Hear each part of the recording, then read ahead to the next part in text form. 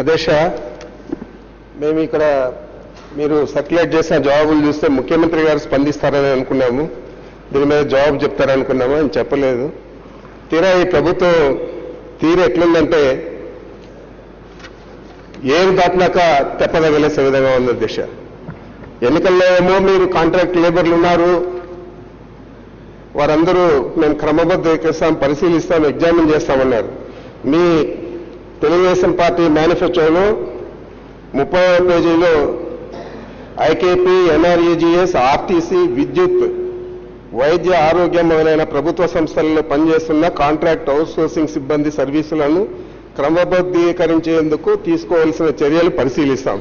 అంటే ఓ పక్క ఉన్నారని చెప్పి మీ మేనిఫెస్టోలో చెప్తూ మరి తీరా ఇప్పుడైతే ఎవరు మా కాంట్రాక్ట్ ఎంప్లాయీస్ లేదన్నారు.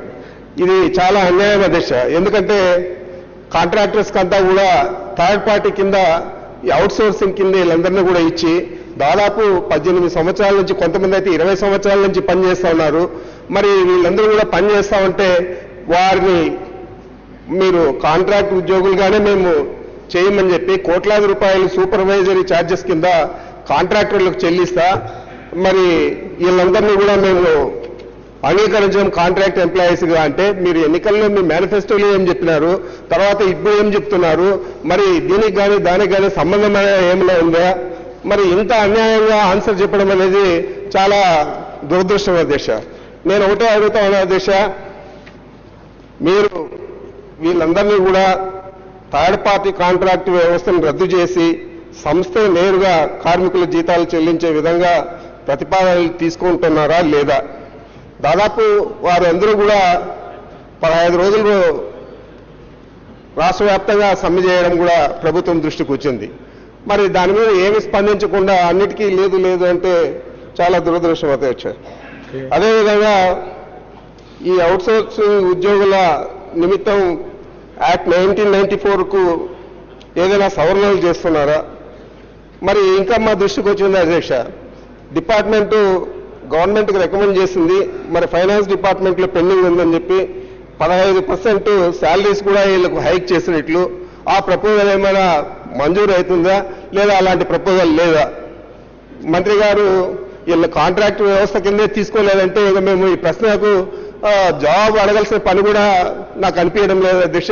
ఇంత అన్యాయంగా మాట్లాడడం అంటే ఎన్నికల్లో ఏమో మీరు గెలవడానికి అందరినీ కూడా కలుపుకున్నారు, ఇంకా అడిగిన వాళ్ళను అడగని వాళ్ళను అందరినీ కూడా మీరు మాకు మద్దతు పలకండి, మేము ప్రభుత్వం వస్తానే మిమ్మల్ని అందరినీ కూడా ప్రభుత్వ సర్వీసుల్లోకి తీసుకుంటామని చెప్పి మరి ఇప్పుడేమో మాకు కాంట్రాక్ట్ వ్యవస్థ అసలు లేనే లేదు ట్రాన్స్కోలో కానీ జెన్కోలో కానీ అని చెప్పడం అనేది చాలా దురదృష్టకరం అధ్యక్ష. సరిగా సమాధానం చెప్పమని చెప్పి మంత్రి గారిని మీ ద్వారా కోరుకుంటున్నాను. మరి సభనే తప్పుదో పట్టించే విధంగా క్వాలిఫికేషన్స్ లేవంటున్నారు అధ్యక్ష. మరి అవుట్ సోర్సింగ్ లో తీసుకోండి వాళ్ళందరూ కూడా ఆయన చెప్పినట్లే కాంట్రాక్టర్ల ద్వారా తీసుకోండి వాళ్ళందరూ కూడా 8 కేటగిరీలు ఉన్నారు. కేటగిరీల్లో కూడా అందరికీ కూడా క్వాలిఫైడ్ ఇంజనీర్స్ ఉన్నారు, ఆపరేటర్లు ఉన్నారు, ఐఐటి చేసిన వాళ్ళు ఉన్నారు, ఐటీఐ, మళ్ళీ డ్రైవర్లు కూడా క్వాలిఫైడ్ డ్రైవర్స్ ఉన్నారు.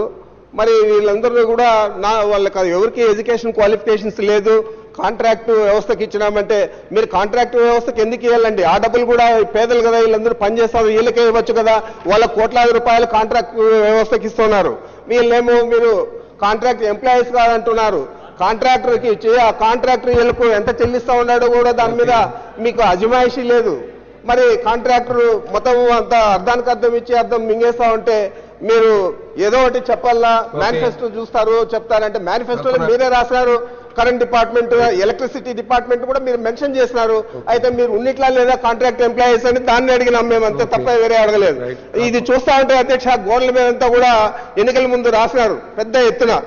అచ్చెన్నాయుడు గారి నియోజకవర్గంలో కూడా రాసింటారు చాలాగా, బాబు వస్తాడు జాబ్ వస్తుందని.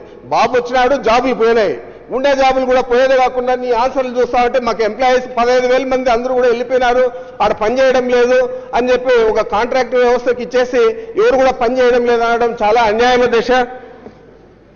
అదేవిధంగా ఈ ఈఆర్ఓస్ ఆఫీసులో కూడా అకౌంటెన్సీలో పనిచేస్తారు, వాళ్ళు కూడా దాదాపు 7-8 వేల మంది ఉన్నారు. వారికి కూడా 2,500 ఇస్తున్నారు. మరి ఇంత అన్యాయం చేస్తాం అంటే మీరు అజమాయిషీ చేసి పేదలకు న్యాయం చేయాల్సింది పోలిచ్చి ఇంత అన్యాయంగా మాట్లాడడం అచ్చెన్నాయుడు గారికి తగదు.